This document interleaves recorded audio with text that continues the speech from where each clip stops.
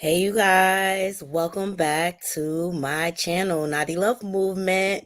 I hope everybody is having a beautiful, beautiful Saturday. I know it's gorgeous out here on the East Coast, and I'm going to the Harvest Festival later to listen to some good music, see some vendors, and eat some good food. You know how it goes. But please, thumbs up this video because I would bring you the latest and the greatest and trending topics, and I vlog my life. Please share this video out because what we're going to discuss here is very important. Also, follow me on my different social media platforms, and please feel free to donate to the channel. All donations are appreciated. Well, Naughty Crew, in the wake of the diddler being arrested and the different accusations that he's accused of trafficking of humans and DRUGSs and GUNs, all types of things, right? So we're starting to see arrests all over the place. I know I was on Mem's channel and they did a major drug bust yesterday. And while we're on this live, I'll look for the name and I'll share that with you. But also down in Florida, there has been a human trafficking bust. Please thumbs up the video. We're going to get into the press conference for this, and they highlighted some key important things. One of the things that I was concerned with this current election, which I feel like the subject is being like kind of skated around and overlooked, is the immigration crisis. I mean, it's out of control. Um, they don't know who they're letting into this country. It could be criminals. It could be people that participate in the cartel. Like, it's making a very dangerous environment for us. And so that's like one of my major concerns. Like, I'm scared. Like, to go certain places. My local Home Depot is like flooded with immigrants, right? You used to go in Home Depot and say you needed a small job done, like say in your yard or something. You could just go pick up a day laborer from there, right? And pay them, say, like 150 bucks to do a small task or whatever. Or even if you have to move. Well, that is now more, I mean, it was dangerous already. You're taking a risk either way, but people are so desperate. They really bombard. I've seen them bombard cars, whole crowds of people, all immigrants, right? We don't know what diseases they're bringing into the country. We don't know if they're pedos. We don't know if they're rapists. We don't know if they're thieves. We don't know, right? And I just really feel like our current administration is really not doing a good job of addressing this, and it's very concerning. So they had a press conference. They had a human trafficking bust down in Tampa Bay 2 days ago. And I want you guys to hear some of the things the sheriff highlighted that's going to give you pause. So please thumbs up this video. I don't need to play the intro anymore. I figured it out. Okay. The intro plays in the beginning when you go live. We're going to get into this, but everything that we discuss here today, hey Shapey, hey Goddess, it falls under fair use commentary. Okay. This is for educational purposes only. Please share out this video. I think we need to get the word out. It's concerning. It's important. I think we all need to be involved in this conversation. Everything we discuss here falls under copyright disclaimer under Section 107 of the Copyright Act of 1976. Copyright disclaimer under Section 107 of the Copyright Act 1976. Allowance is made for fair use for purposes such as criticism, commenting, news reporting, teaching, scholarships, and research. All right. Now that we got that out the way, let's get into this video. This comes from Fox 13 of Tampa Bay. All right. And it's serious. It's serious. And I was like, oh, I got to share this with my naughty crew. I need to make them aware. Okay. First, I want to introduce you to this wonderful team of folks. They, along with others, are the reason we had a remarkably successful operation called Autumn Sweep. We were joined by One More Child, Heartland for Children, DCF, Lake Wells Police, Devonport Police, Clearmont Police, Auburndale Police, St. Cloud Police, Winter Haven Fire Rescue, Lakeland Police, Haines City Police, Winter Haven Police, Haines City Police, Marion County Sheriff's Office, Lake County Sheriff's Office, Tampa Police, and the State Attorney's Office. Now, also speaking today will be Captain Toddy Thompson from Lakeland, Chief Parker from Davenport, Chief Velasquez from Lake Wells, Joni Domingue from One More Child, Katie and Parchment from Heartland for Children. I'm going to give a brief overview of what occurred, and then we're going to focus. Shaby, I'm so sorry this happened to your cousin. I just had to take a moment to send prayers to you and your family. These are some of the things I'm concerned for too. You know, I have two daughters that are grown, and I like, if something were to happen to them, I would be beside myself. And I also look, I feel you, Shaby. I feel you on this. She says, I am very concerned as well. That's one reason I will not be voting for Kamala. I feel like she really did everything she could to avoid any solution to this. Um this was brought up on the Piers Morgan Uncensored. Was it that? Yeah. We were just watching that last night. People keep saying it's Kamala's fault that all these immigrants are in. I don't know. I need to do my research a little further, but I just wanted to stop and acknowledge Shay B because she's one of my loyal subscribers and supporters. And I just want to send you love, Shay B. I'm so sorry that happened to your cousin.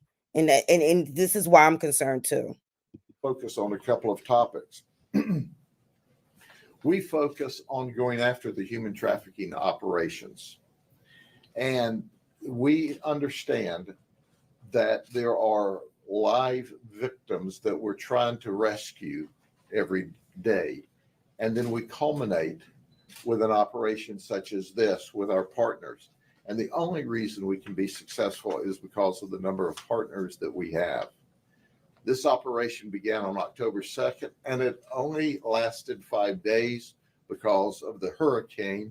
So we had to cut it off early. And despite that, we made 157 arrests, 47 prostitutes, 96 Johns, and 14 for a variety of other charges. We arrested one for human trafficking. Usually it's remarkably difficult to find the human trafficker, but we did this time. We also rescued 4 potential victims of human trafficking that admitted it up front. Now, our wonderful NGOs that are here today will follow up with all of these people because after creating a relationship and partnership, usually they identify others who, once they become accustomed to the NGOs and see that they're there to help them, may also be noticed. But we are excited that we were able to rescue 4 potential victims of human trafficking. Now, this is such a popular thing in Florida. You know, you come to Florida on vacation. A lot of people want to leave on probation, and this time was was not different than any other time. People came from 9 other states in order to be arrested in Polk County, Florida. I take that as a great compliment. They were from California, New York, Nevada, Pennsylvania, North Carolina, Kentucky, Wisconsin, Georgia, Arizona, and one came to us all the way from the UK. So I don't know how our jails and lockups compare to the UK, but we have a subject matter expert now. 26 of those were married. The youngest John we arrested was 15. The oldest one was 61. We added 35 new felony charges and 201 misdemeanor charges as a result of this operation. What's interesting is that there were 327 prior felony charges that had been filed against these people. So we weren't dealing with a lot of people who just stumbled in by mistake. And there were 455 prior misdemeanor charges filed against these people. Now, these that we arrested, some of the charges included 2 counts of homicide, that are 2 people charged with homicide. Apparently, those were null prost in the process, vehicle homicide, kidnapping, robbery, and an sundry of other charges. So there were some very bad people that we arrested. Now, for just a moment, I want to focus on what I think is a huge concern, and that huge concern is those that came here illegally. So I'm going to roll out a couple of things for you. First, I want you to see this chart. 25 illegal immigrants were arrested in this operation. They were from Venezuela, Cuba, Colombia, Guatemala, Honduras, and Mexico. 16% of these total arrests were people who should not even have been in this country, but they were here. And they were here because we have a federal government that enabled these criminals to come into the country and then treated them very well after the criminals came here illegally. So let me share. Let me stop there. They listen to what he said. They were treated very well when they came to this country. Keep that in mind. Keep that. This is so important, Naughty Crew. Please thumbs up the video, okay? Story with you, and then I'm going to read a quote for you, and then let you see a video. The prostitutes that came here, several of them had to pay off a coyote debt. Some of them. Kim, I see your comment, and thank you very much for being here for sure. We're not saying the SA and the trafficking is Kamala issues. We're talking about the immigration, them letting all these immigrants here, and they're not even properly vetting these people to make sure that we are going to be safe with all the immigration coming here. So that's the standpoint we're coming from. We're not saying that she's responsible for the trafficking, because like that's a whole nother conversation in itself.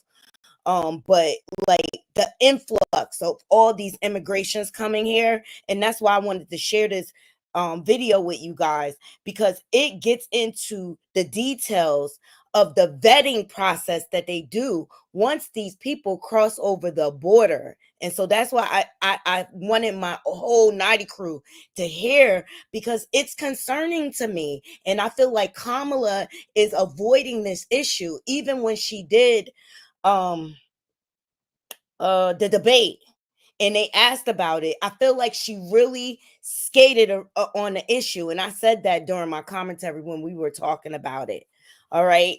But how easy we just let people in, it just, I'm flabbergasted by it, especially with the climate of things and how our number one threat is what do you call it, domestic terrorism. For them to allow this and put us at even more risk, I'm like, do they really have our best interests at heart? Said, hey, we did it because it was easy money. Others said, well, we came here and we were illegal, we couldn't get employment, so we turned to prostitution. Some of them said we were threatened and our family was threatened if we did not prostitute for the coyotes or for the human traffickers. So I'm going to tell you one story about. And for those of you who don't know, the coyotes are branch of cartel. Very dangerous people. One of our suspects, Maria, and that's not her real name. She's from Venezuela. She made a conscious decision to come to this country to commit crime. She flew into Mexico from I gotta say, hey nephew, I love you and I appreciate you. Venezuela. She walked across from Juarez, Mexico, into El Paso, Texas, with her 1-year-old child, where she was greeted by the Border Patrol. Did you hear what I said? She was greeted by the Border Patrol. There was no sneaking. She flew in, she got here, she simply walked across the open border. There is no border security at the southern border. Zero. It doesn't exist. So when she was greeted, and you'll understand why we use that term in a minute, you'll understand that she went to the Border Patrol processing, where in one day she completed the processing and was released to a facility, a holding facility, a housing facility for immigrants.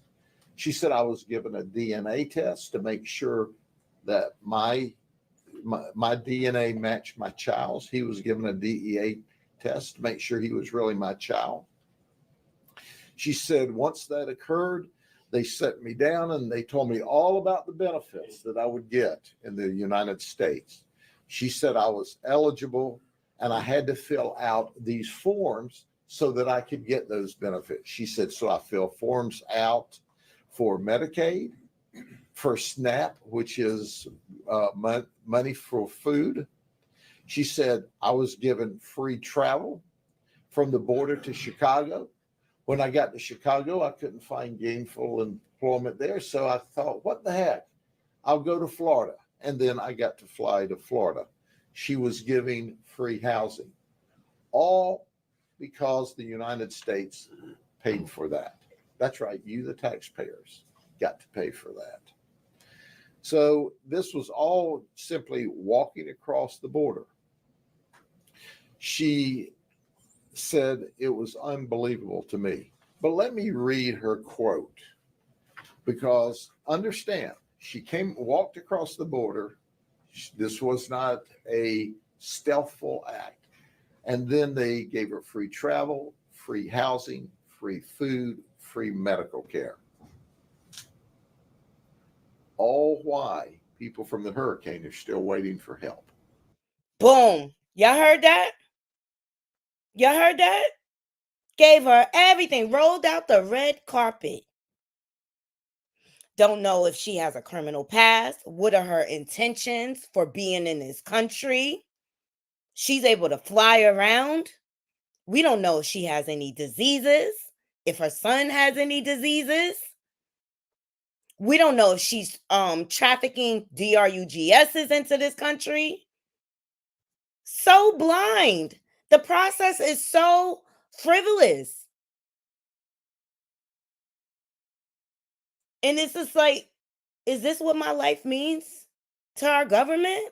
They'll put me at risk just like that. Just like that. Like, let's get into it.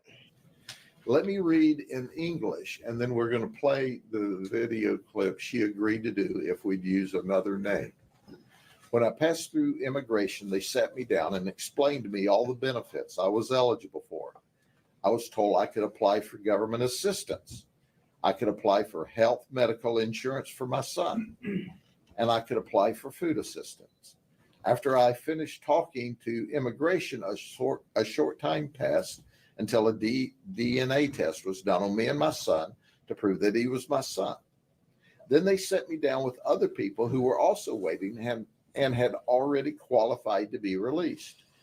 Then they explained to us that the documents we had in our hands were our personal identification in the United States. Kim, and I see your comment and I hear you because it's a lot of scandal that goes on down in Florida. It's been like that for years. But I just want everybody to put aside who is delivering the information and actually listen to the details. And one of the things I want to put out there, I find this quite odd that this comes to the surface in the wake of Diddy's arrest, okay? And he's being accused of trafficking internationally, not just nationally within our borders, but internationally. This is coming to the surface. And other things that I'm going to get into after he is done with this press conference. So I want everyone to put aside, number one, who is delivering the information and just listen to the details. Please, please, because I think it's important. And we could use the documents to travel on buses and airplanes. They also explained to us that we could use those documents to apply for our documents to become legal here. And after that, they explained all of the benefits, they said, "Welcome to the United States of North America." And from there, they transported us to a refugee camp. And all of this occurred in one day. So welcome to the United States. This is someone who just crossed the border illegally and to commit crime. And they were not only welcome to the United States, but then they were giving all kinds of benefits at the cost of the taxpayer. So let's listen to her in her words, and then we'll move on from there to other topics. Bueno, cuando pasé, me sentaron, me explicaron todos los beneficios que tenía. Okay, so they're gonna do it in Spanish for the Spanish speaking people for now. Right. Diddy gonna sing some names, okay? I find this all coincidental. There's been a bunch of DEA busts as well. I want to get into that really quick. Let me just fast forward about past her. Victims that were smuggled across the border in addition to her. Two of the human trafficking victims admitted they had to pay off a coyote debt of $6,000.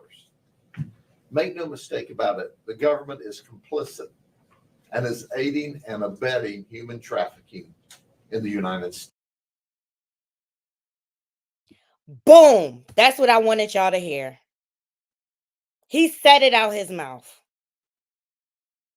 The government is aiding and abetting this traffic. And you wonder why they cannot dismantle this? You wonder why? Because the government is benefiting off of these people coming into the country. And they're doing it at the detriment of our freedoms, our liberties, our safety. He said it. I'm going to back it up just a little bit. I'm glad he said it out his mouth because that's my point of this whole video. Sit here as human trafficking victims that were smuggled across the border in addition to her. Two of the human trafficking victims admitted they had to pay off a coyote debt of $6,000. Make no mistake about it, the government is complicit and is aiding and abetting human trafficking in the United States because they're creating an environment for people to start out here at more than they amassed.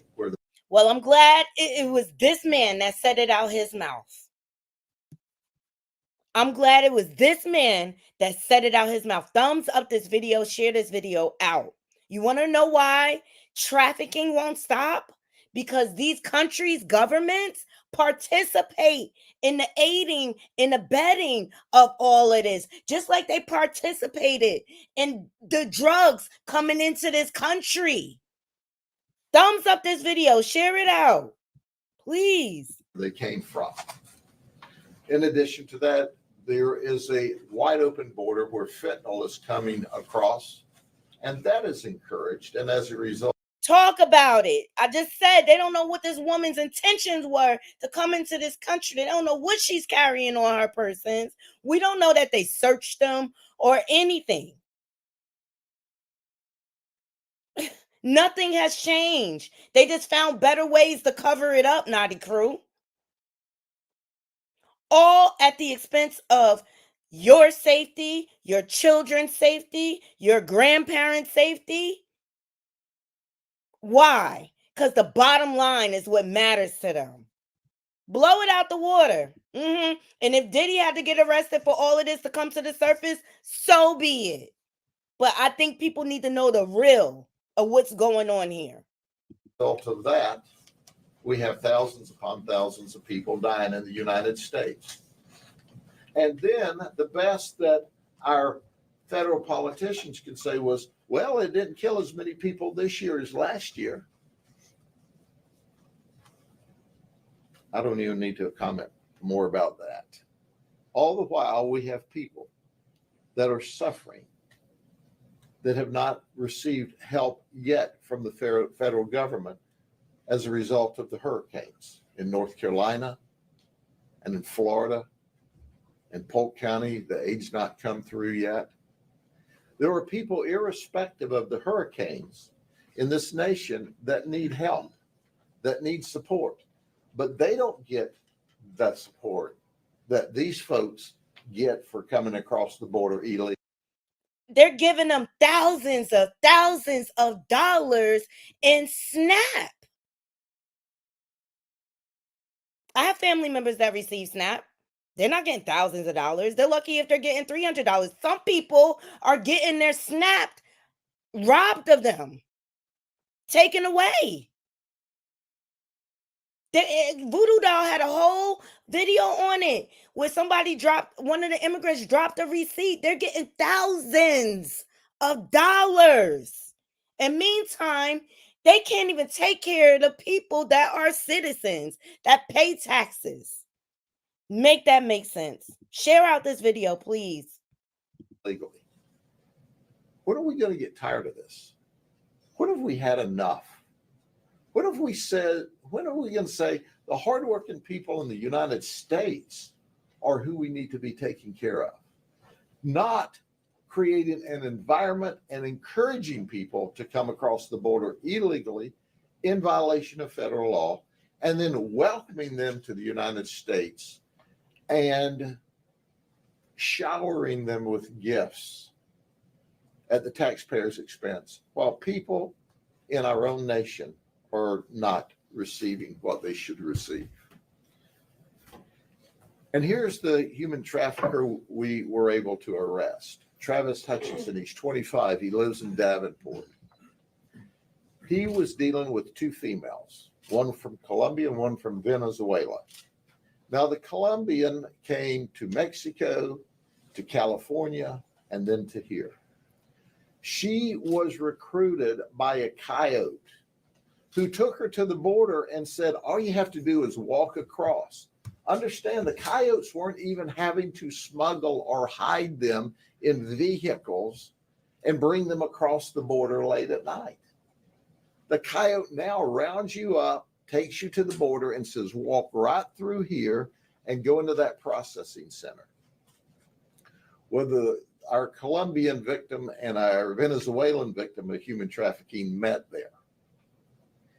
And then they were flown from California to Florida.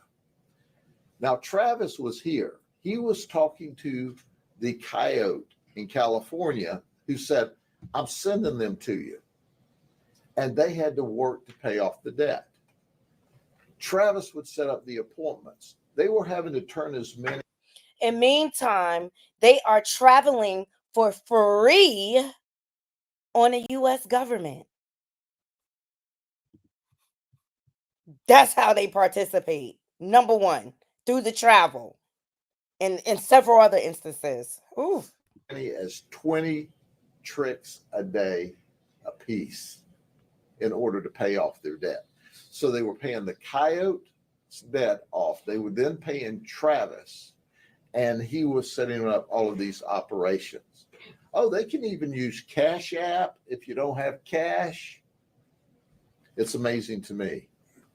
So Travis, when they would refuse or say, I'm tired, I don't want to do this anymore, he would slap and choke one of our victims and threaten them if they did not get out and go back to work. It is exciting. If this operation had only involved his arrest, it would have been a success. But let me go over a few more of the arrests.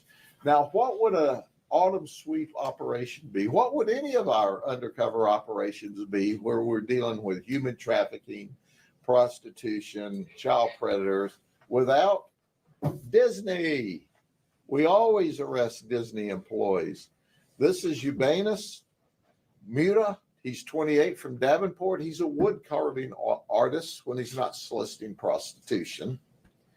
This is Kyle Widmeyer. He's 20 from Philadelphia. He works as a custodian for Disney. He said he just moved to Florida at the end of September from Philadelphia.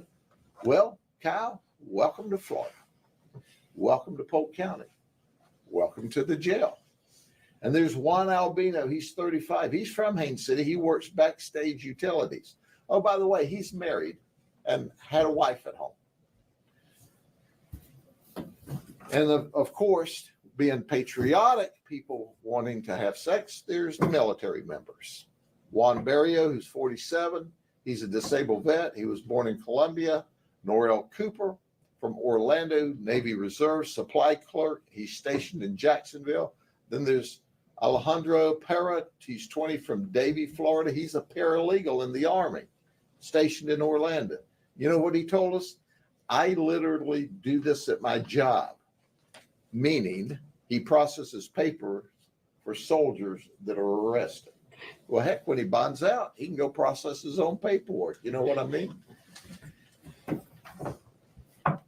And then I always like to point out the loyal husbands who leave their wives or fiancés at home while they have sex. So here's Leanthony Williams. He was arrested on Friday, October the 4th, just before he was to get married on Tuesday, 4 days later. The fiancé was out of town at the time, and hey, he had some spare time on his hands. What can you say? You know, his quote was this, I hope she doesn't find out. Well, newsflash, it's going to be on every station, on social media. You know, she's going to find out. Then there's Jonathan Webster. He came all the way from the UK, from England. He was here on a 2-week vacation with his fiancée, and his fiancée thought he was going to Walmart. Well, it was a Walmart of sorts. It was a Walmart of sex, a Walmart to get caught. But Jonathan's fiancée now knows that he wasn't at Walmart. He was at Grady Mart. Dominique Price, 30, from Mineola. His fiancée is pregnant. He told her that he was going to the gym for a little exercise. I guess you could call that exercise. He was arrested on Friday, October 4th, but that's okay. He had 2 days to bond out before the baby was due on Sunday. And then there's always the previous sting arrest. You know, Tommy Thomas, 28, from Haines City. He was arrested in 2019. He said, hey, I had such a great time getting arrested by the sheriff's office and the team of detectives from the police departments. I think I'll go back and get arrested again. So that's what happened. And then Jose Perez says, well, you're not by yourself. I'm 38. I'm from Haines City. And he was arrested in 2017. His wife thought he was at work. Then there's Evans Joseph Jr. He was a prostitute, not a John. He was arrested in 2022 for offering to commit prostitution. And then this was kind of one of my favorites, so I gave him his own card by itself. Darren Sandiardo, he's 43, he's from Brentwood, New York. He's a volunteer firefighter, has been for 25 years. He's here on vacation. He's married with a 5-year-old son, charged with solicitation. So there you go. But in addition to our human trafficker, if we only made these 3 arrests, it would have been a success. Because you see, in addition to a human trafficking operations, we're also doing a child predator operation. These 3 folks traveled to the undercover location thinking they were going to have sex with a child. That's right. These are what we call pedophile or dangerous child sex predators. Michael Gillis is from Eden Prairie, Minnesota. Now, there's a story about that. He was arrested in Minnesota for trying to have sex with a 14-year-old little boy. Not only was he arrested for trying to have sex with a 14-year-old little boy, but he was out on an $85,000 bond from that charge. So he came to Orlando to work as a videographer. And he thought, well, you know, I'm out on bond. Heck, let me go see if I can pick up a 14-year-old in Florida. And that's what he did. He showed up at our operation and he was promptly arrested again. This is a trigger warning, Naughty Crew, but as you can see, it's your everyday people participating in this ring. Your military, your law enforcement, firefighters, your everyday people, okay? And to me, in this country, people feel like if they have a badge or if they have a military title, that gives them the right of passage to do whatever they want or break the law. Thumbs up this video. I'm so happy he broke this down. And for trying to have sex with a 14-year-old little boy, where he was put in jail on a $72,000 bond and required to have an ankle monitor. Well, you would think Minnesota would revoke his bond and say, hey, if you're out, you've got children at risk. But, you know, he hasn't been to trial yet.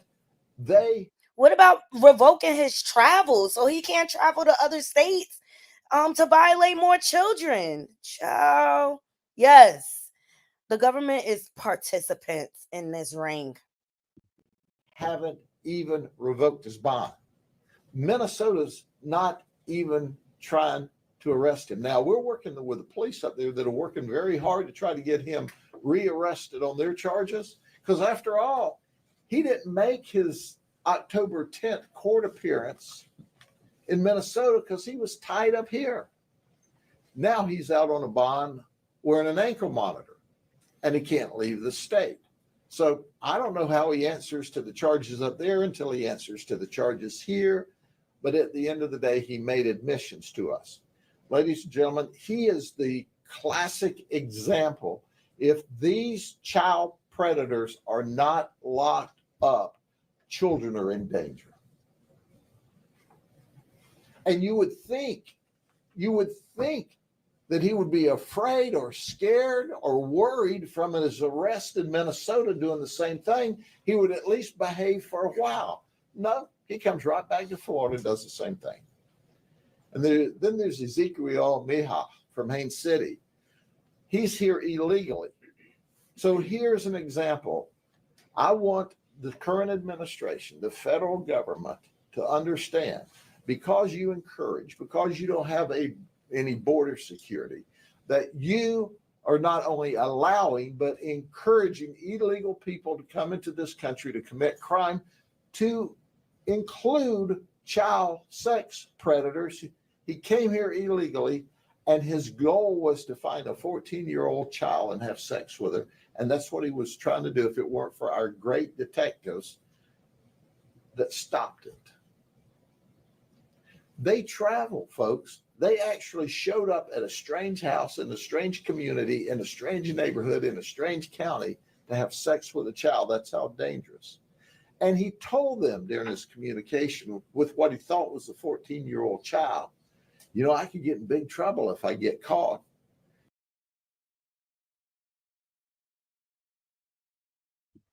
It is political. Veronica, if you go back to the beginning of the video, it started out with the immigrants that walked over the border into this country. and became sex workers. It's definitely political. This is a major issue we're having. It's one of the policies on the table. I don't feel like Kamala Harris is really satisfying me with her answers in regards to this. Please go back and watch the beginning of the video. It is political. He said it out his mouth. The United States of America is the biggest contributor to the human trafficking trade. And it starts with immigration. They roll out the red carpet. They give these people Medicaid and SNAP benefits and free travel on airplanes, buses, and trains without vetting these people, figuring out what their purpose are here. And they're putting me, you, your children, your parents, all of us in danger. All of us in danger. Our children are not safe. So it's absolutely political because the United States is participating in this trafficking ring. So you can lock up Diddy, but lock up everybody else that's participant in it. The law enforcement that covers it up. Or how about the Marines that take oath and participate in prostitution or child pedophilia? It's absolutely political. This country is going to hell. It's disgusting. It's not safe here. You think? Oh, by the way, did I tell you he's married with a 7-year-old daughter? And he sent his wife and daughter to North Carolina because of the threat of the storm. And he thought, hey, my wife and daughter are gone. The storm's not here yet. I'll just go see if I can have sex with a 14-year-old little girl. And then there's Brandon Orr. He's 28 from Kissimmee. He tried to have sex with a 14-year-old little girl. Newsflash, he is a lifeguard at Disney Art of Animation Resort. So he gets to be a lifeguard and sit up and look at children all day long while Disney's paying him. Did I tell you he's engaged to be married too? His wife, his future wife, can do what she wants, but I'm just thinking through this. You may want to go try to find you somebody else that's not a pedophile, not a child sex predator, because he's going to prison for a long time. We're going to do our best because our state attorney, Brian Haas, is the very best. His team is the very best. We're going to try to put them in prison for a long time. So I'm going to start with the Chiefs, and then we're going to have our NGOs speak to you for just a second.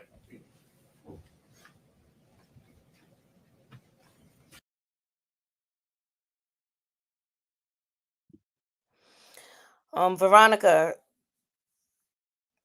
he highlighted the people that were involved with this sting, okay? And he pointed out every last one of their roles and positions and their jobs, from them working at Disney to them being officers within the Marine Corps, in the military, and things like that. He highlighted every level within this thing.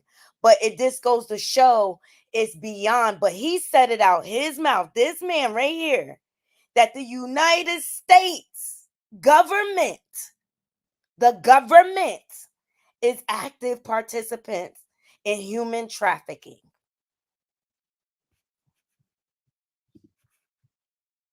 Good morning. My name is Steve Parker. I'm the chief of police for the city of Davenport. You know, and I look at these pictures and these numbers, you know, for these operations used to shock me, you know, 150, 200 in one operation. But we do it so often now, it's not surprising anymore. But to me, what is surprising is some of the ancillary crimes and the immoral acts that spawn off of these types of things. Some of the things that Sheriff Judd talked about. To me, that's what's kind of shocking. You know, I want to thank Sheriff Judd and his team and all of our law enforcement partners here in Polk County and in the entire Central Florida area for participating in this type of operation. Is these things like this is what we need to bring to the forefront to eradicate this. And these NGOs that stand up here with us, these are the true heroes. These are the ones that stand up here day in and day out and do the hard work. And so we appreciate your hard work as well. Thank you.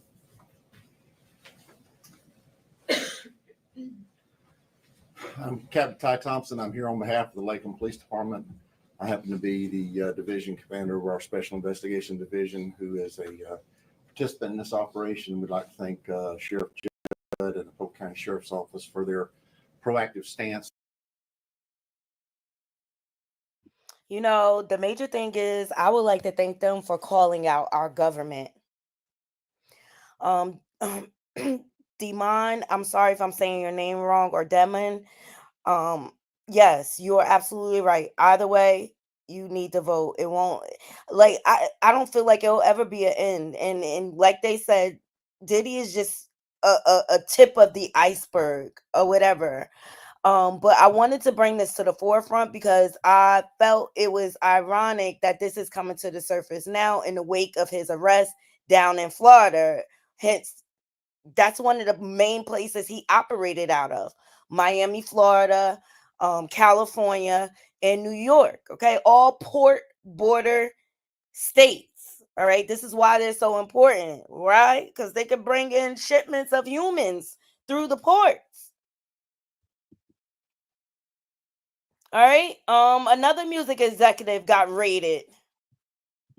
Let me see. Diddy was arrested in September. Okay. And according to Jonathan Odie, he operates in the DRUGS trade, the GUNS trade, ex-trafficking trade, okay, and allegedly child trade. Okay. I'm just trying to put that lightly for YouTube. But all of a sudden we're having all these raids, Naughty Crew.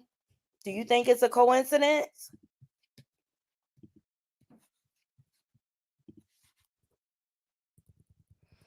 Here we go. Shout out to 6 South Florida. I think it's NBC. FBI raids Aventura home of music executive accused in major drug trafficking case. Okay, this falls under fair use. Let's hear. Let me see. I'll play the video for you guys.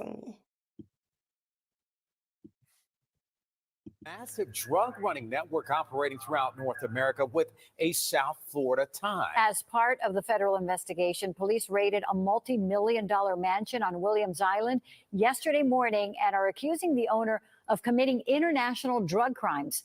NBC6's Shernay Amara is in Aventura with new information from federal officials. We estimate that they were distributing approximately 60 tons of cocaine every year and moving that to the United States and to Canada. You are looking at mounds of cocaine and meth seized in California as part of a multinational investigation to bust those accused of running a drug smuggling ring. The drugs were seized earlier this year, but months later, an unexpected wake-up call on Williams Island from law enforcement arriving by land and water to continue locally the investigation launched by federal agents in Los Angeles.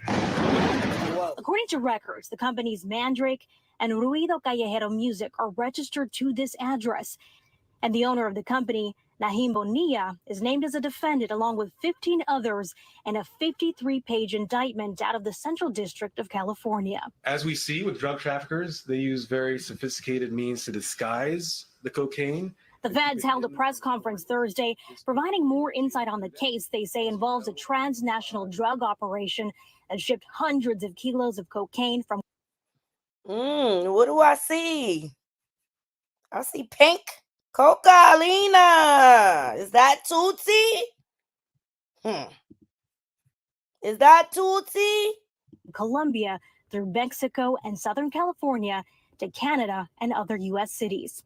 They say this happened under the leadership of 2 Canadians identified as Ryan Wedding and Andrew Clark. The Sinaloa cartel, which offered them protection in Mexico to carry out their operations. I will note, as I mentioned earlier, Wedding and Clark, the 2 leaders of this organization, were based in Mexico and directing the whole organization from there. As for the South Florida connection, the indictment claims Bonilla, who used aliases like the $1 and $, conspired with Wedding and Clark to distribute cocaine and meth to Canada. But on June of this year, the document claims that Bonilla used coded language to talk to someone he thought was a member of Wedding and Clark's drug ring, but was actually a confidential source working with the FBI. Court documents say Bonilla told the source he owed Wedding money for 5 kilos of coke and that Wedding had threatened to kill his mother if he didn't pay up. Look at that Tootsie. Or return the drugs. He used various lieutenants. He contracted out the killings he did, so he tried to insulate himself from a lot of this criminal activity. We learned many of those named in the indictment are now in jail, but the leader is still on the run. He was in Mexico. He is now a fugitive, and there's now a reward on his head, and we are going to locate him and find him wherever we can.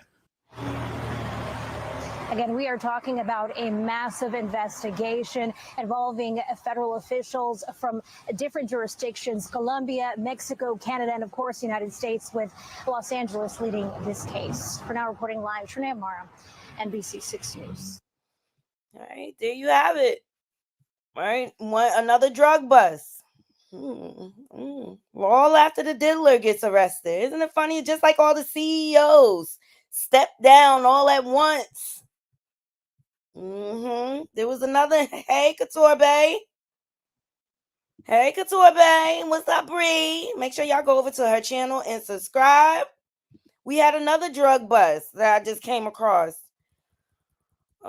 This comes. This is out of South Florida. Boat racer among 27 charged in major South Florida drug ring trafficking bust. All right, so the 27 suspects, well, let me just play the video. Fair use. This falls under fair use commentary. Let me let y'all hear it for yourselves. Do y'all think this is a coincidence, Naughty Crew? Here we go. And 26 others are now under federal indictment in what the government says was conspiracy to distribute kilos of cocaine that found their way to the Florida Keys. NBC6 reporter Tony Pipiccione is live outside the federal courthouse where a judge told dozens of them how long they could be facing in prison. Tony. Yeah, and for 9 of the 27, it could be anywhere from a 10-year minimum up to life in prison. That's because the feds alleged back here that more than 5 kilos of cocaine were part of their alleged conspiracy. Now, at least 2 people, at least some of it, according to 2 people I spoke to, involved stuff that just floated into the waters in the Keys. Oh my God. Yes, Goddess. Yes. The cartel member that sued Diddy for impeding upon his business. Yes. And the judge dismissed it because his business was illegal. But in that lawsuit, he revealed that Diddy was requesting minors for the human trafficking. I'll look that up. But yeah, I felt like, because one of my Naughty Crew called me, Juby Buggin, shout out to her. And I was like, I said, number one, I felt like that lawsuit was the Fed's way of eluding that there was some children involved with this whole ring. I think that lawsuit was revealed to the public because of the details, even though they knew it wasn't going to be able to move forward because of the illegal activity. But thank you. Yes, that's a major part of this. Thank you for making that connection. Thumbs up this video. It's that they know so well. Good afternoon, guys. My name's John Strama, owner of 32 Doug Wright. John Strama Jr., a.k.a. Johnny Gold Chains, for obvious reasons, is alleged to be at the head of the conspiracy, just as he ran the throttle of the JS racing team. His 32-foot catamaran and $2.5 million marathon house among the assets the feds want to take, in addition to potentially decades of the 42-year-old's life. 22 of the 27 defendants appeared here in federal court this afternoon, and they learned that the government was not asking that any of them be held without bond as a risk of flight or danger to the community. Instead, they'll be able to post bonds of up to $250,000 and go free for now. Many of them worked on the water, boat captains in marinas, some for the Florida Keys Aqueduct Authority, which runs water and sewage in Monroe County. And two sources close to the case tell me at least some of the cocaine was found in the waters and mangroves they know so well. Then it moved to the streets in Florida City and Homestead and Key West, among others, some sold near playgrounds. The feds have worked since 2020 on the case, using wiretaps, electronic and human surveillance, until they had enough for a grand jury to charge Strama and his alleged co-conspirators. Now, no one allegedly involved has yet entered a plea, but the lawyers that I did talk to say they deny any involvement in this and look forward to seeing what evidence the government has suggesting otherwise. Reporting live in downtown Miami, Tony Pipitone, NBC 6 News.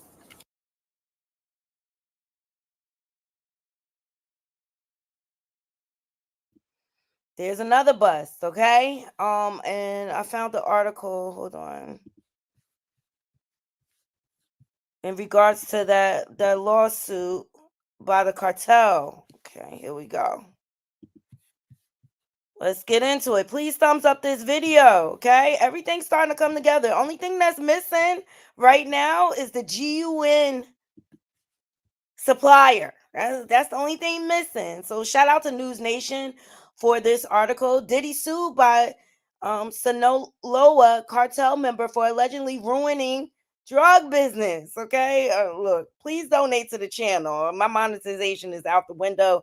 You know, YouTube does not like this type of content, but I just want my Naughty crew to see what all is the aftermath that you don't see in mainstream news that's going on after the diddler was arrested. Okay, so Alfred P. Gonzalez claims defamation after refusing to traffic minors, seeks $666,000 in damages for lost criminal context. The judge dismissed the case as a frivolous and lacking standing because for illegal activity, naturally so.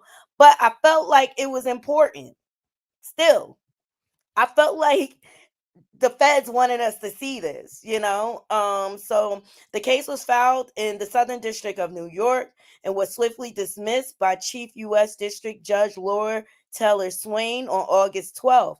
Alfred P. Gonzalez, currently incarcerated in Colorado, sought $666,000 in damages, asserting that Combs and his associates had tarnished his reputation in New York criminal underworld. Like, how do you sue somebody for illegal activity?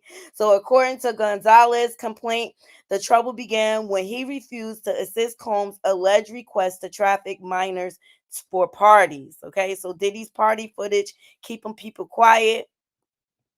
The plaintiff claimed that after declining these purported offers, he was told his life would be made hell due to the power Combs has in the streets. Gonzalez further alleged that this led to the loss of his New York-based drug business contact. Like, yo, he is so bold to even put this in writing. Oh my God.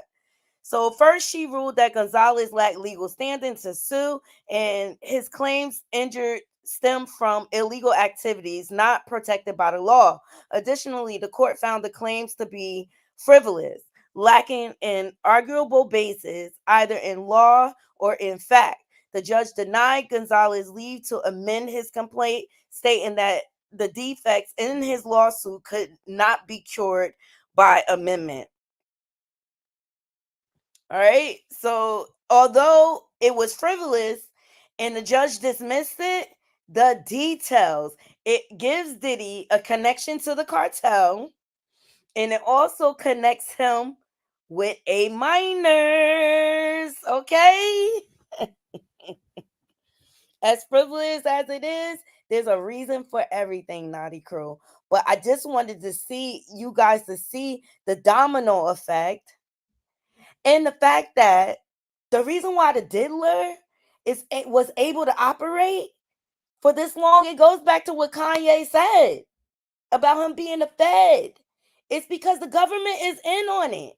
Just like they were in on all the drugs coming into the country back in the 80s. Okay? And then they could come up with a whole facade of this is the war on drugs. Propaganda at its finest. Okay? All right? And why did they allow this to come in? It's systematic racism. Okay? Because where did they pump the drugs into? Our communities mainly, right? It wasn't until like later on when it really started, because like when it was coke, that was like considered rich people drugs, right? Then they broke it down to the rack. And I'm changing it for YouTube. I mean, at this point, it doesn't even matter. But they broke it down to the crack, right? Because that was a cheaper form or whatever. And so that's what the crack epidemic is, what really tore the Black communities up, right? Our men were being locked up at massive numbers.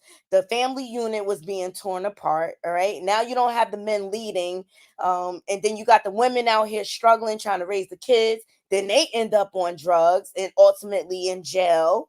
Right? It's systematic racism. Okay, it wasn't until the opioid crisis when they really started paying attention to the middle class and the rich in their drug use. Okay, so I'm not saying it didn't exist in the white communities, but it didn't really become prevalent out loud until it became an opioid crisis and they had pill mills all over the place and lines of people lining up for pills, and people are really getting it ultimately legally because they were getting prescriptions, right? And so then when they couldn't get the prescription anymore, then they turned to the streets and started using heroin, the synthetic opioid. Okay, now we move to the next level, fentanyl. Now fentanyl is the big thing, you see. So how is all of this getting in the country? Our government. How is the human trafficking ring and the sex trafficking ring still able to operate? Our government. Okay? They're letting illegal immigrants walk across our border, and they're rolling out the red carpet and giving them insurance. They're giving them food stamps. They're giving them free travel, and they don't check for the reasons why they're coming here. They don't check to see if they're smuggling drugs into our country. They don't check their criminal backgrounds from their previous country. We're all at risk. Right.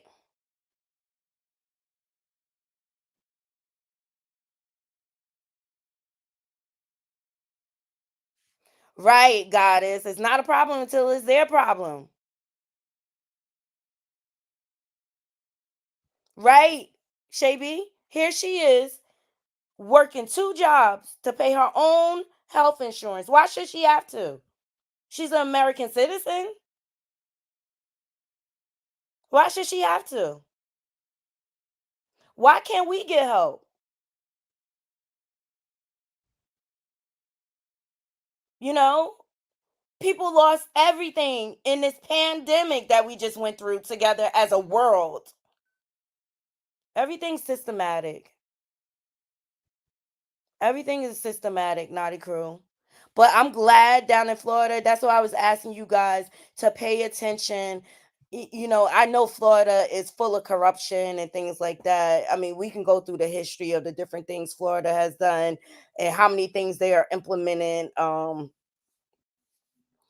there to, oh God, just basically to set people up for failure. Even just recently I reported on how they made it illegal for the homeless to sleep on the streets. Why did they make it illegal? Why? Because they want to hide their dirty little secret, just like America's been hiding their dirty little secret about their participation in human and sex trafficking and their participation in drug trafficking. And that's just the real Naughty Crew. I'm just saying, we dealing facts over here, and it's just not safe. It's just not safe. I want you all to be careful. I'm praying for everyone. and their families. Shay B, she just shared a story that someone in her family was SA'd by an illegal immigrant. They are making decisions at the expense of our safety, of our children, our families, our friends. They are jeopardizing our basic civil liberties. All right. So I just wanted to jump on here because, trending topics is good and all, but we need to deal with the real news at times. So we all are aware to what is going on around us. I dropped the link. If anyone, feel free to come up and sound off. That's fine. But I'm gonna close the show with this because Corey Feldman spoke out in regards to the Diddy situation. As you all know, Corey Feldman is a child star. He's famous for movies that I love, Lean on Me, Stand by Me, and things like that. And he's been very vocal about the pedo behavior that goes on in the industry. At first I was like reluctant, like I believed him, but I'm like, why wouldn't he reveal the names of the people that did this? But I believe he said they went to the police department, they were working with the police department and things like that.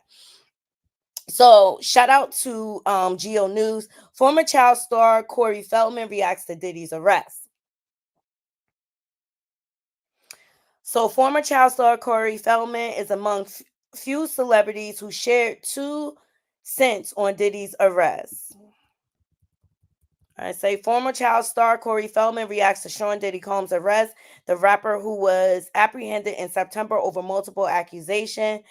As reported in Newsweek, the former child star, who is among the few celebrities who have spoken out against the music mogul's arrest, stated, "It's disgusting and I'm so grateful justice is being served."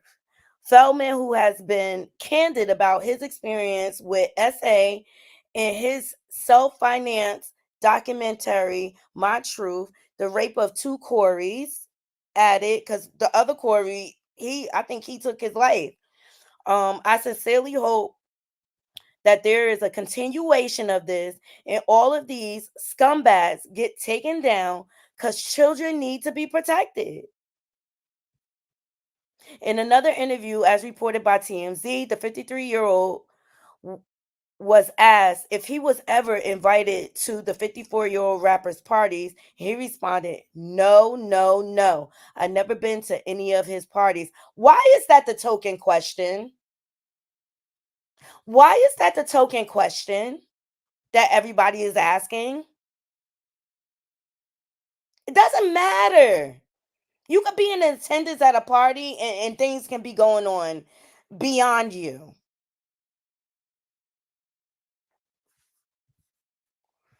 I'm tired of everybody saying, "Have you been to the parties? Have you been to the parties?" That doesn't matter. Because if they're not going to talk about or name the people that were participating in the acts, what's the point of that question? It's a loaded question. So according to him, meaning Corey Feldman, he has never met the guy. He also noted that he was a little old to be invited, referencing the allegations against Diddy for SAing of minors, with his youngest victim being a 9-year-old, allegedly. And that's coming from the Busby ambulance chaser train. So we don't know if that's official. The rapper, who is currently being held in Brooklyn Metropolitan Detention Center for trial, has been accused of racketeering and trafficking. Okay.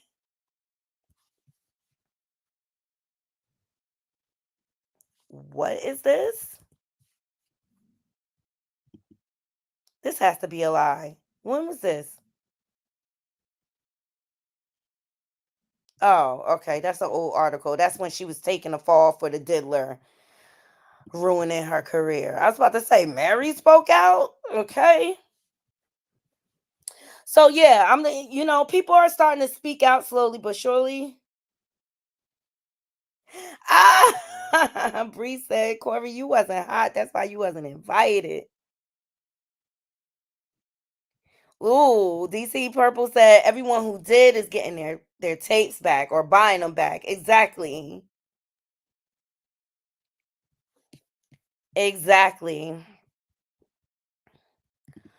So, thank you all. So, for those of you who are just joining, I just went through a series of events that have been going down since the diddler has been arrested. And there was a trafficking ring busted up in Florida, which included immigrants. And he highlighted some key things in this press conference that I wanted my naughty crew to hear. Hold on. And I'm not going to play the whole thing over, but I just want you guys to hear this portion, because I think it's key and I think it's important. And if you want to know why these rings and these different systems won't get broken up, look at where we live at. Victims that were smuggled across the border in addition to her. Two of the human trafficking victims admitted they had to pay off a coyote debt of $6,000. Make no mistake about it, the government is complicit and is aiding and abetting human trafficking in the United States because they're creating an environment for people to start out here at more than they amassed where they came from.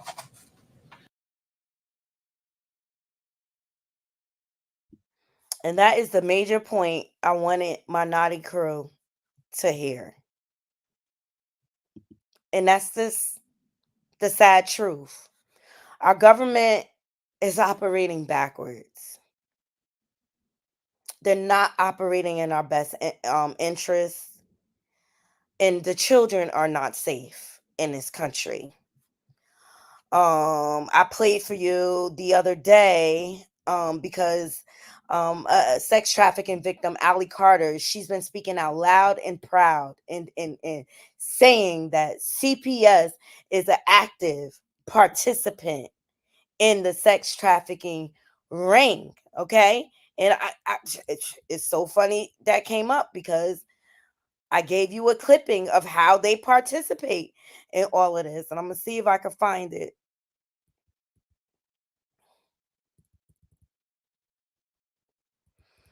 And it's just given, like, our government is more invested in their bottom line and lining their pockets and protecting their secrets than protecting the citizens. But yet they're in our faces talking about, oh, we're for the people. It's about the United States of America. And I call bull swinky. All right. Meantime, people can't even get aid after they've been victims of natural disasters, hurricanes. But yet, an immigrant can walk across our border and get Medicaid and get food stamps, thousands of dollars, free housing. Yep. Free transportation. And they have their pick of the litter. They can go airplane, they could go train, they could go bus. And then they get here and they can't get gainful employment, as they say. And so they turn to crime. They turn to prostitution. And I posed the question, Naughty Crew. What is your faith in our dear government at this point in time? Do you really feel like they have our best interests at heart? I pose the question.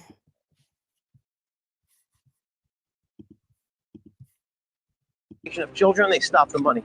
Tara Rodas witnessed her colleagues at HHS tell her that it didn't matter that children were sent to addresses flagged for sexual abuse. When I brought that we were going to be sending another child to the same address, I was told, Tara, we only get sued if we keep kids in care too long. We don't get sued by traffickers. A whistleblower with access to the Unaccompanied Child Database portal revealed this never-before-seen document indicating ORR sending this child to abusers over and over and over and over again. And in fact, the document proved the government knew the child had been identified as a victim of sex trafficking. Recently, in a hearing, the secretary was asked about vetting. He revealed that, well, we actually don't even ask if they're legally in the country. Why aren't they asking if they're legal? The more vetting they do, the more slow the process is, and you can't move 500,000 children in 3 years if you're asking a lot of questions.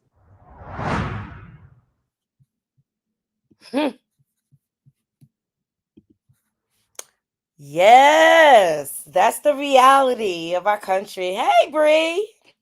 Hey, I was just about to say, like, that's one of the biggest reasons I don't believe in CPS, because CPS has been a breeding ground for since the inception, right? Right.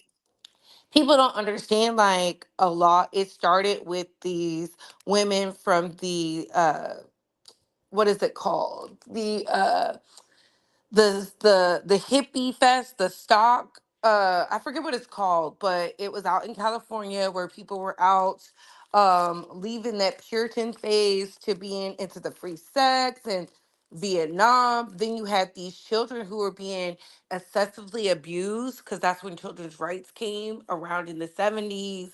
And you couldn't no matter what they did, somebody was either being abused physically or sexually. So that's why I don't believe in CPS. And then they're not paying these people enough money to put them in better homes and situations. So it is what it is. And then on top of that, people don't go looking for children, especially not the non-whites, because after a while, as long as the person is collecting the check and making sure they show up to certain appointments, they don't care. And anybody who works in the medical field will tell you that. That's why I've never been a supporter of CPS, DFS. I don't believe in calling the people on people if they're bad parents, because I know they'll get it worse. And there's been multiple movies made about the things that go on. And people just they take it as a joke. They really do. That's why I always side eye people who are so quick to be like, I'm gonna give my kids up to the system. A Right. system where systematically they can be oppressed and abused. Right. Look here recently, and I think Tasha K interview. Look at that young girl that just gave up her kids basically to become a reality star. She wanted to pop off. That's why she gave up her kids. Yes, and then they're like, "Well, where's the dads?" I said that conversation of where the father needs to quit. After the first child, you have a responsibility not only to yourself but your future children to provide the best. I'm so sick and tired of women acting like they can't go get some type of so, and I get it. The responsibility shouldn't just be on the women, but y'all say y'all womb, you're in charge of your womb, just for y'all to put your children in these situations. Like, y'all know these men ain't ish. Y'all see the signs and y'all really want to ignore them. Right. That's why I've never been a big proponent of just blaming the men. No, women have a responsibility. We don't live in Absolutely. utopia. And when it's time to put the blame on men, that's when y'all want to use the patriarchal system. The same people who said they're anti the system will use it for their talking points. Case in point with Erica Mena. We Right. saw so many people in Voodoo Doll's chat talking about some reactive abuse. I said, if y'all don't grow the hell up and catch catch a clue because that has nothing to do with what we're talking about right now. People want to be unhinged. And look at Erica Mena. She grew up in the system for whatever reason, right? And Hmm. she has 3 children she's out here raising. When it comes to immigration, I do feel we have to be tougher on it, but I understand. I understand both sides of the coin. But in the end, white America needs these black people to be on their side and to be citizens and to vote. They really Right. do. That's what it comes down to. That's why they let it in. Let them in. Yeah. The Ukraine situation was the prime example of that. Like, Yeah, but how are we giving all this money away and we can't even help the citizens that live here and pay taxes? that's the state. So see, people have to understand that's the state doing that, and the states know what they're doing. That's why I say you have to, people give my senator a hard time and governor and stuff like that, Abbott, Mhm. but Abbott was kicking them out. Okay. He was like, I Right. don't need them. Chicago, on the other hand, was keeping them, which was crazy to me, but And New York was keeping them. and that just goes to show you like some people that I don't know if it's because of their nationality or their origin, but they do want to keep the immigrants.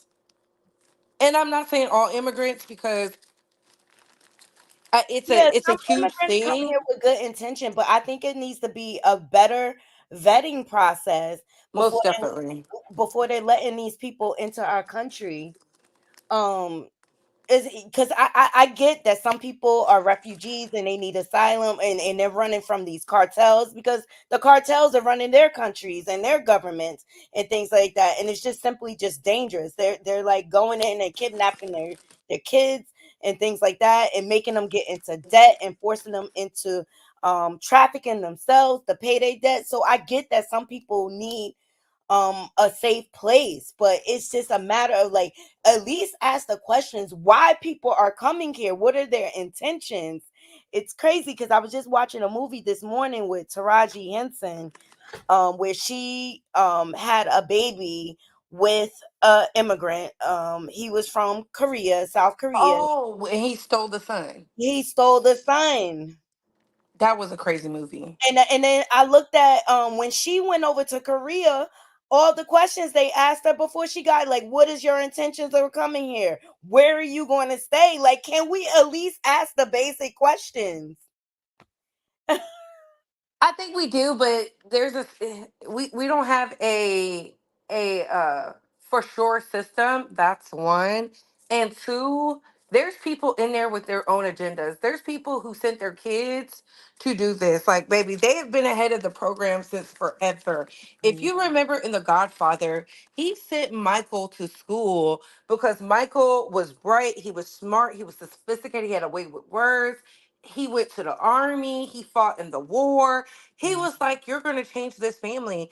See, people in these crime situations send their kids to the best Mhm. with their terrorist money. That's what I like to call it, the Right. terrorist money. Right? No matter what they was dabbling in, their kids went to the best. Look at Griselda. Griselda made sure her baby son went to the best, even though she was not the best, even though she was this mean woman, nasty. She made sure her baby was not going to be involved. And guess what? He became a reality TV star. He's successful.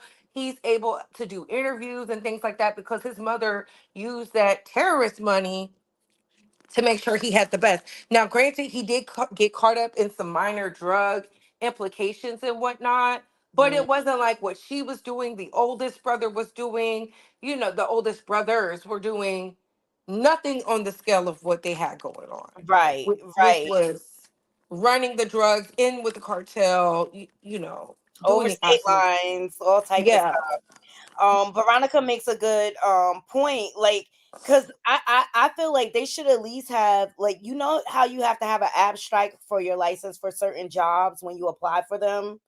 I feel like they should have an abstract of their record from their country, like if they committed any crimes, And so Veronica, she makes a great point. She said we don't have a record of what they might have done in their own countries. And I think like they should at least have to prove that at the least. I don't think these countries care. These countries want them out just as bad as they want to leave. So do we think these countries are going to be honest? No. Right. And we got to think these are not considered quote unquote first world countries. These aren't the Japans and stuff. These are the Cubas, the Mexicos, Mhm. the El Salvadors, the Venezuelas, the Brazils, the of course Ukraine was first world, but that's a different situation. You know, Mhm. they're coming for war refugees type stuff. But it goes back to you got to vote in the people who are going to not play about citizenship Right. and immigration and the rights. That's why I say people bring up Abbott all the time and he's trash and blah blah blah. But one thing he don't play about is illegal immigrants. He does not care. He tells them they have to go. We're not housing them. They're not getting anything. And a lot of that stuff is on the ballot during the primaries. And people didn't want to look at it. They didn't want to listen. They want to talk about how black somebody is. And baby, your rights, you're out here voting against your best interest. Right. It's Right. really sad. It all goes back to voting, right? It Yeah, all goes back it to really voting. do. The same people who be complaining about Kamala's black skin live in states where their senator is giving all types of incentives for immigrants. Right. Very Right. weird, And very that's the other strange. thing. It varies from state to state. I think sometimes I feel like us being in different states and being able to have different rules in different states kind of goes against us sometimes, but you'll never ever be able to get everyone on the same page and in the united front. So it's just a matter of you choosing the state you want to live in where the laws suit you best in your lifestyle. I get what you're saying, but I also understand. I remember when old boy from Chicago was talking about the immigration crisis and what they were doing for the immigrants. And I said, there's no way in hell I would let some immigrants have better rights than I do. And I'm suffering in these very same communities. You know what I'm saying? And I said, that just goes to show you how they feel about you and and how they shape and mold these people. Because when I was in Detroit, well, Michigan is heavily one of the meccas of Muslim descendants, right? Mhm. Nothing wrong with that, but I saw it when I went to the mall. I said, wow, I see why Omar got in place because she talks their language. And you could tell that a lot of them were first gen who created the second gen who wants to make sure that their best interest is in place. No wonder it's becoming a Muslim state. You know, it's Mhm. very, you know what I'm saying? The dynamics have swiftly changed. The girls had on their hijabs, the men had on their garbs, like it was prevalent everywhere. And I was like, wow. Mhm. Because I remember Michigan a few years ago and it was nothing like this. Right. My, the times have changed.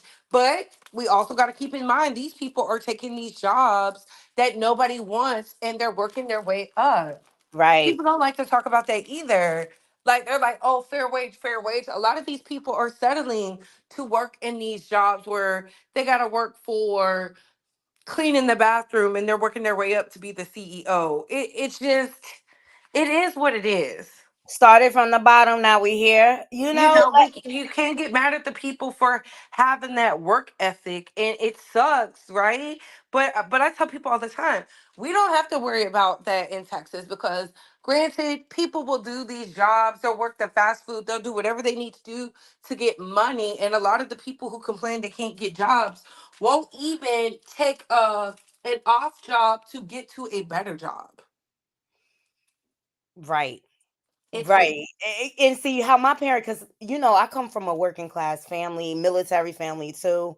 But my parents always instilled in me like you work no matter what. Even if it means you have to work 2 jobs to get to the standard of supporting yourself, that's what you have to do. And it was times like I got laid off from my jobs and I had to take a job in the mall. Why? Because I had to keep my money pot going, you know what I mean, until I got a better job. But it was never ever crossed my mind to make nothing. You understand? So like, even though it wasn't in my field and what I was qualified for, I had to do what I had to do to provide for my child. So if it meant I had to take a mall job temporarily, fine. And look at where I'm at now. I'm at a company with great benefits, been there for 18 years. You do what you have to do.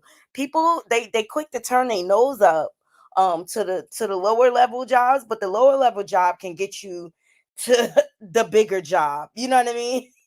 You do. It really do. That's why I love that movie Will Smith played in, The Pursuit of Happiness, because Yes, I love sometimes that movie. you gotta do what you need to do to get ahead. And I always tell people the best way to have a job, a better job, is while you're at a job. Yes, I instill that in my kids all the time. Do not ever leave a job unless you got a better one lined up. Yeah, don't just go out there and be like, I hate this job and I'm quitting. No. Right. You need to have that in the works. And see, I see it all the time. These immigrants, especially in my state, they're willing to do the jobs that no one else is willing to do, and that's why they okay with being day laborers. And let me tell you, they making some money being day laborers or whatever. Because a lot of times they get hired for like moving jobs and stuff like that, like yard jobs. Like a lot of the landscapers, they'll go pick them up, but they're making like $150 to $200 a day. And a lot of that is better than what they can get in their own country, so they'll take it. Yes, they will, because we got to think, people be thinking at these other countries like the Dubais and stuff like that, they have a lot of indentured servants. So, like, I never complain about my good job. I'm thankful, I'm grateful, and I never complain when I see people who are doing the jobs that I don't want to do, because I don't want to be a janitor. I don't want to work in fast food. I've been there, done that. Like, Right. I just never get upset. And when I see somebody older working it, I think, oh, it's because they want more money. They want some pocket change, because living on a fixed income isn't as desirable as people make that thing either. Right. Who Veronica, she says we need to train more doctors and other professions here. We need to make education free. That's what we need. Um I don't think it should be free because other people have to pay, but I think it should be a sustainable price.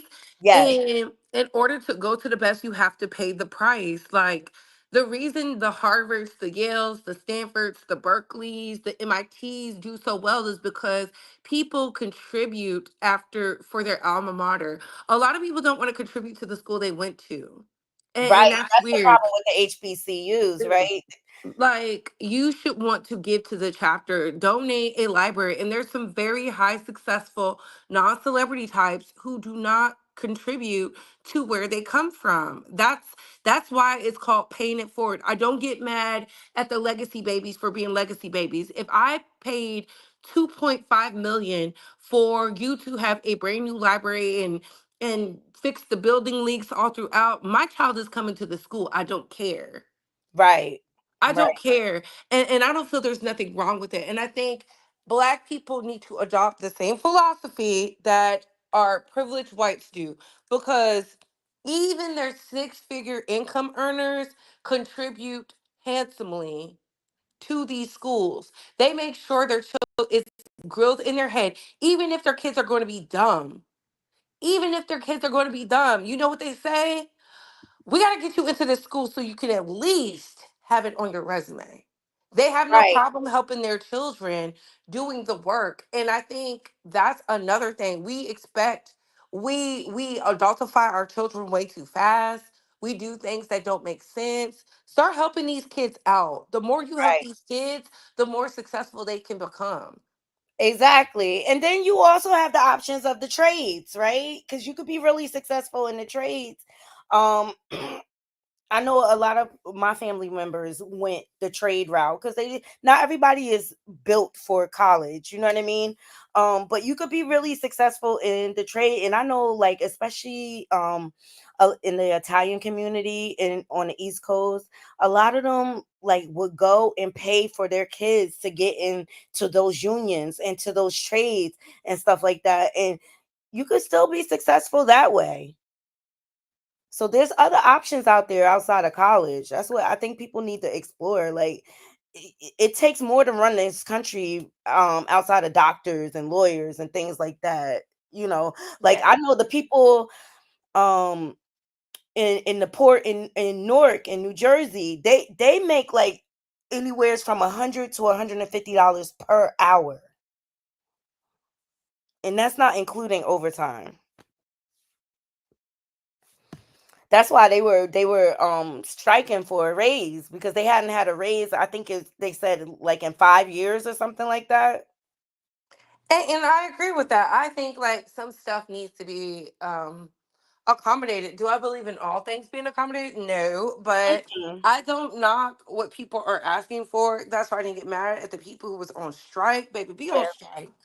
Be on strike. that's right. Enjoy. That's right. And then they're fighting the whole AI system, which I don't blame them because like computers can't run everything. You know, computers they make mistakes too. So I mean, I'm just tired of them trying to make everything be run by robots, you know, and like in the port, you have generation of families that been through that work through those ports. You know what I mean? So And you need those people who want to work those 18 hours because I have friends who work at the oil rig. They love that shit. All they do is right, work. All they do is work. And they workaholic, love it. workaholic. They love it. I'm talking about good life, baby. They be gone, what is it, 3 weeks out the month? I don't give a damn. I Hmm. know when they come home, I love when the boys come from the rigs. I'm like, yes, the money is in the city. I love it. I love it. So you live. Don't discount the blue collar workers out here now, okay? I love it, Couture Bay. I just wanted to bring awareness to a few things, you know, of the different the domino effect after the Diddy arrest, you know, and I'm gonna keep my eye out. I want to see who Well, else. the cartel wanted to see if he was going to shake. Honestly, I think they just threw some lawsuit out there because they know that was BS. They're not stupid. Yeah, they know it's They BS. they wanted to see if he was going to do something. I think they was just testing the waters, honestly and truly. I don't think he did anything to stop anything because when has the cartel ever turned down trafficking anything? And I'm talking about anything. They don't live on morals and principles. We are talking about the cartel that's been around since the inception of prohibition. So Right. when I heard that, I said, "Baby, I don't believe this. This is a fake lawsuit." The judge knew it was a fake lawsuit. They was testing the water to see, is he telling on us? Let's go put our That's bid it. in. That's what I told you be bugging. I said this is. I said either the feds leaked this, or they And he playing didn't it out tell. there. I think people give Diddy. They don't give Diddy enough credit. They think because he's lived a beautiful life now that he didn't have hard times. Baby, he went to a Catholic school. They Yeah. beat you in those schools. Okay, they still believe in hitting you with them hot rods. And, Um, and the school he went to has a lot of SA and Me had Too a lot of allegations. FA allegations. Let's also remember he was part of a drug family where they have a lot of violence in that as well, and they will use everybody against you. I've seen it. I've seen the movies. I've seen the shows. They will me too you to get some information. Right. Okay, I don't know why people act like that's not a thing. He's seen things most children have never seen in their lives. He's tougher than people give him because if he wanted to break, he would have been broke. That's why they had to get rid of Jeffrey Epstein. He couldn't take it. He lived a privileged lifestyle. He didn't know what being incarcerated meant. That's why he didn't want to be there. He was Mm, willing to tell. Not willing to pay to get out. He was willing to tell. That's why they took him out. You see mm, Maxine? Maxine didn't say nothing because she's a G. She didn't grow up in riches. right. She knows what it's like to live a hard lifestyle. That's why she No, said, no, no. Ghislaine Maxwell, yeah, she did grow up privileged. But her father, like, he ran a major like newspaper over there. She went to the top schools go over to the top schools, but in when you Europe, but her father got disgraced. yeah, so she's used to not living a privileged life. Baby, the UK do something completely different than how we do. Mhm. She had a hard, like, it wasn't hard. Yeah, she went to the best schools, but she didn't live like Jeffrey. Jeffrey was eating caviar at 10. Okay. She won't eat no caviar. There was Mhm. just the working people. And it's weird. But she got into that work. People don't get into sex work just to get into it. Right, Mm-mm. right. Oh, can I tell y'all? I was so I was watching memes last night, and we have a mayor Ross Baraka. He runs the city of Newark here in New Jersey. Now, mind you, this is the county jail that Diddy's lawyer was trying to get him um transferred to in Essex County. Well, Ross Baraka is the mayor of Newark, where that jail is, and him and Diddy went to Howard together, and they did a lot of connecting. And I always wonder because he throws Bree. Remember, I told you I was going to the 24 hours of peace, and it's a big festival Yep. for all the artists. Well, Mayor Baraka makes that happen, and it's free. And I always wondered, like, how does he get all these artists to come to little old Newark? You know what I mean? Because the first year he had Fabulous, right? Who's Fabulous connected to? Diddy or whatever. I said, oh, there's his connect with the music industry. I was like, oh, he's been doing so much for the city of Newark. He makes me want to move back to Newark. He's cleaned it up so much.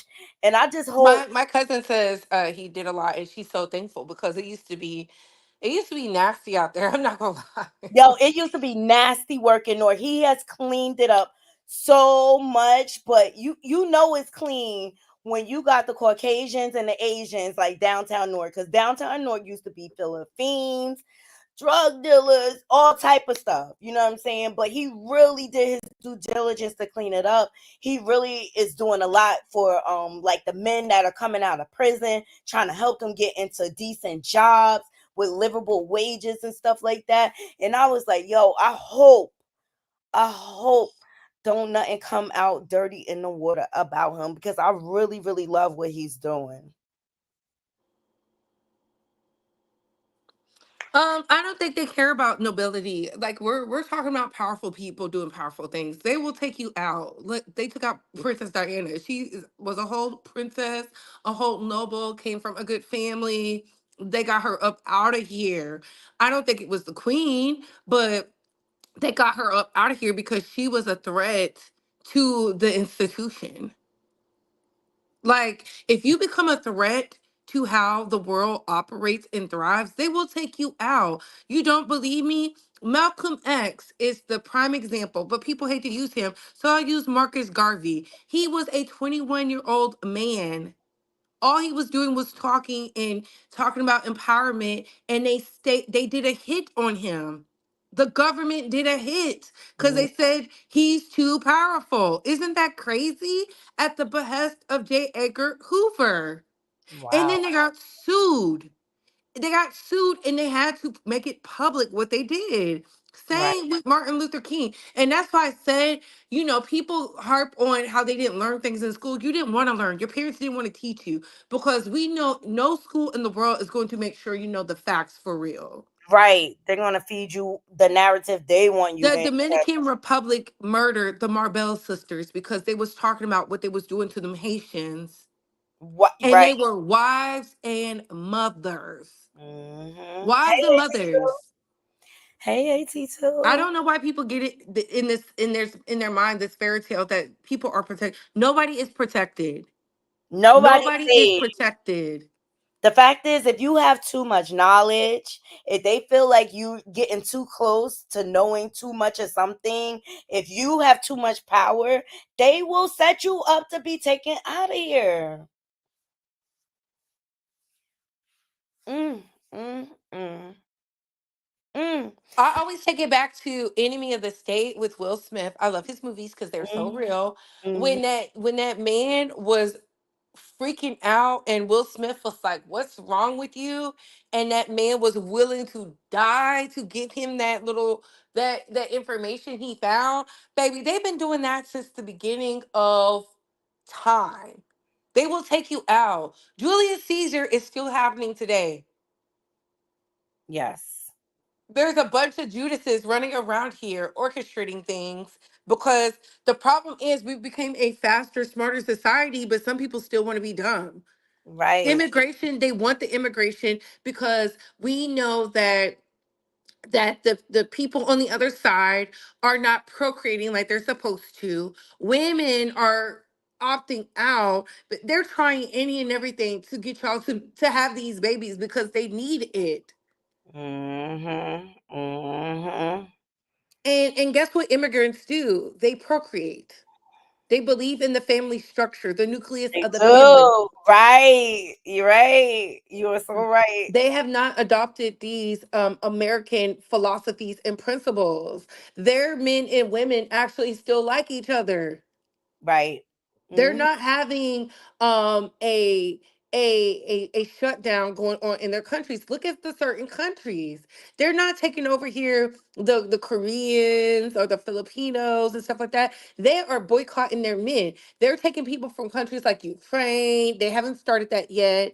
Venezuela, Cuba, Because they baby. trying to go back to the basic man and Yes. wife. Like America's has been infiltrated with this whole culture, sex culture. You know what I mean? Like They there's no don't care bound. about the whole culture, but the problem is with the whole culture, they're not having the babies. Right. They're using the birth control. People need to read the 48 laws of power. That's what a lot of these systems operate on. The 48 laws of power, war and peace. War and peace War is and peace. dry, but you can get it on the where they read it to you. Right, exactly. But people need to pay attention. When Oh, these generals put out their reading list, read some of those books. Some of those books tell you how the world operates, how the world works. My favorite one is How to Win Friends and Influence People. John C. Maxwell. I mhm. thoroughly love him. He is an amazing person. I like Atomic Habits because it's easy, and I tell y'all all the time. I said it on my live stream one time. I Mhm. can tell what you're into by being in your house for just 2 minutes. Right, I right. could see your color scheme. I could tell what type of aesthetic you go for, what you're into, everything. Because people are creatures of habits. That's absolutely true. Absolutely true. Oh my God, Bree, thank you so much for coming Thank up you for having me up. to the congregation conversation. Make sure y'all vote. Make sure you're registered to Yes. vote. Make sure you Bottom understand line, the laws. make sure y'all vote and make sure you keep your eyes open and stay aware as to what is going on around us. It's a power shift going on right now, whether people want to believe it or not. Facts. But thank you for having me up. Happy Saturday, girl. I'm dropping Saturday. down back in the chat. All right, thank you.